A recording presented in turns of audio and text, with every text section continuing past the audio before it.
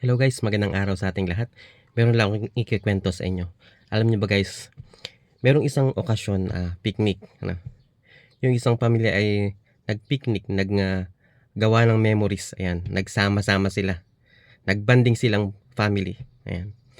Ngayon, anong nandun na sila sa ilog, kumain sila ng tanghalian. At ang ulam nila ay munggo. Ah, may sitcharon pa. May karning nakahalok. Ayan. At masarap ang kain nila. Ngayon meron silang kakilala na dumating at inaya nilang kumain. Ganon. Tapos, nung binigyan nila ng pagkain, bago pa sumubo yung in-invite nila, sabi nung lalaki, "Ay, ba't nyo kinakain ito? Tignan nyo." Sabi niya, "May mga uhod na maliliit." Sabi niyang ganon. Tiningnan naman ngayon nung mag-anak, "Aba, oo nga, mayroong uhod." Ang ginawa nila, itinapon nila ngayon yung kanilang ulam. Nang diri sila. At bumili na lang sila ng sardinas at pinaghati-hatian nila. Alam niyo guys, nang hinayang sila nung naitapon na nila yung ulam nila. Bakit? Hindi pala yun uhod. Yung ugat pala yun nung munggo kasi ibinatad nila nung nakaraang araw. Tapos late nilang niluto kasi hindi natuloy yung picnic nila kaagad. Nagkaroon na siya ng maliit na ugat. At nung niluto na, nagmukha siyang uhod. Sayang. Ano pong ibig kong sabihin?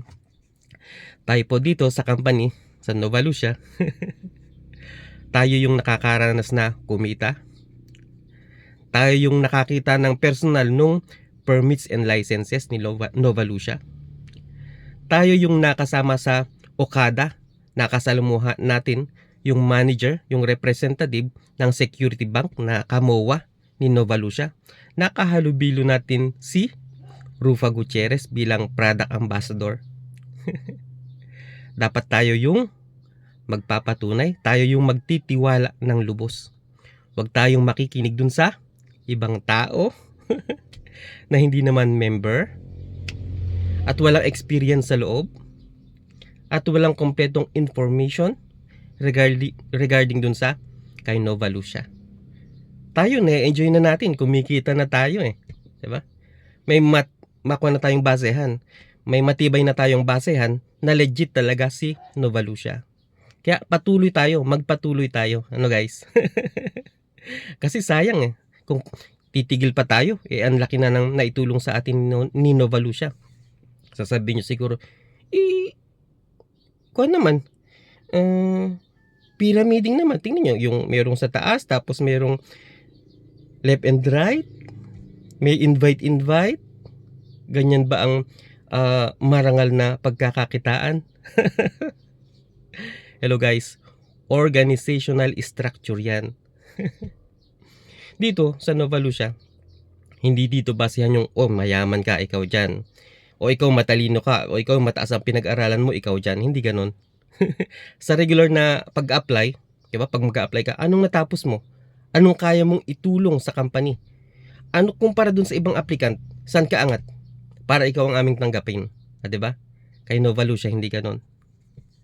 Yung mga nauna sa atin, mga kanyan sila. Mga nauna na ang basehan, loyalty.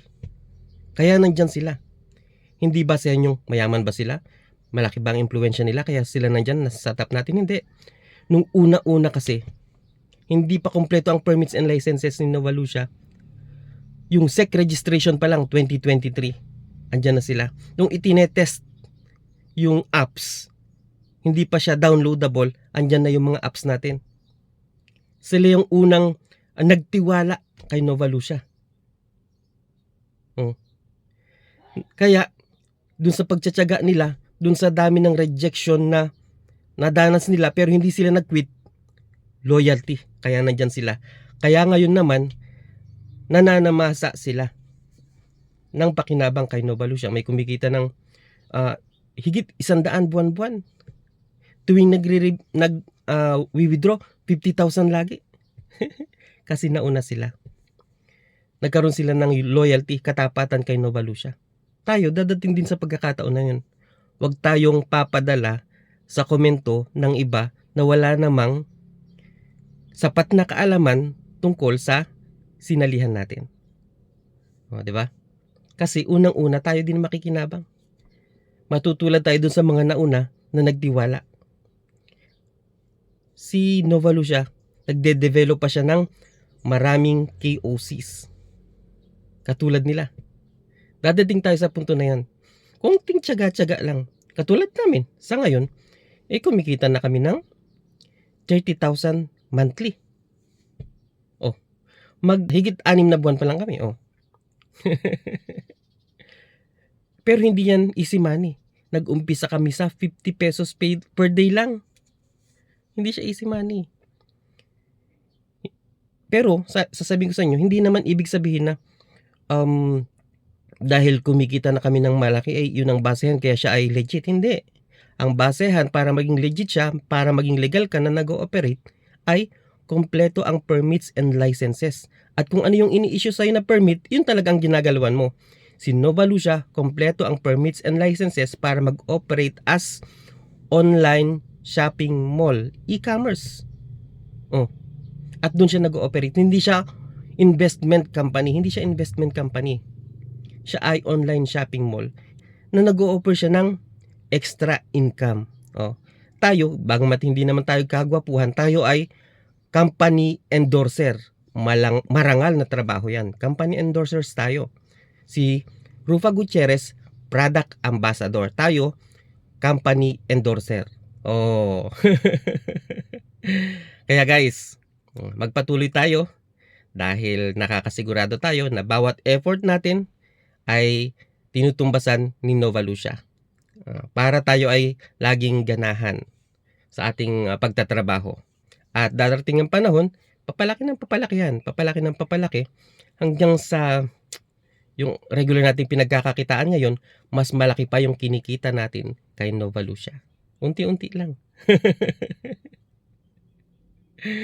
Yung mga iba nga, yung mga nauna, dati wala lang trabaho sila. Yung iba, lubog sa utang, nasa bahay lang. Ngayon, sumesweldo ng mas malaki pa sa kinikita ng abogado. Nagtiyaga lang sila. Tayo, dadating din sa pagkakataon na yun. So yun lang guys, maraming salamat. Sana ma-encourage kayo. God bless.